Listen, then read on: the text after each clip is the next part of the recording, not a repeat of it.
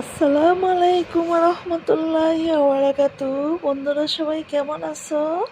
আলহামদুলিল্লাহ আমি ভালো আছি।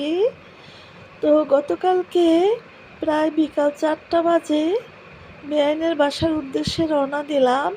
বেআইন খিলক্ষেতে থাকে, আমি বড়ুয়াতে থাকি। আমরা পরিবার সহ চলে গেলাম। বেআইন ইফতারির দাওয়াত দিয়েছিল আমাদের সবাইকে। তো বেআইনের সাথে একসাথে ইফতার করার মজাই আলাদা। আর তাছাড়া বেআইন আমাকে খুব পছন্দ করে, আমিও তাকে খুব ভালোবাসি।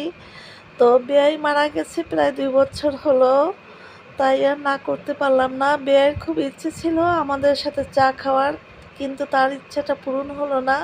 তার আগেই তিনি ইন্তেকাল করেছেন, তার জন্য সবাই দোয়া করবেন।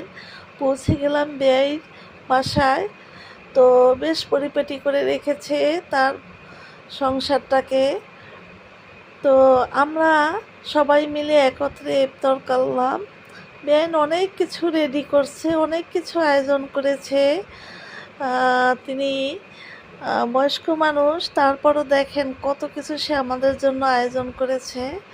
সে 6-7 পদের ফল দিয়েছে আমাদের সামনে খেতে, এবং খেজুর এবং দধি, কলা, আপেল, তরমুজ, পেয়ারা, নাশপাতি, আঙ্গুর ফল, খেজুর এবং সাথে বিরিয়ানি। তো আসলে খাওয়াটা তো বড় কথা না, রোজা রেখে এত কিছু খাওয়া সম্ভব না। জাস্ট একটু টেস্ট করেছি, আলহামদুলিল্লাহ খুবই খুবই ভালো লাগছে। সবাই দোয়া করবেন।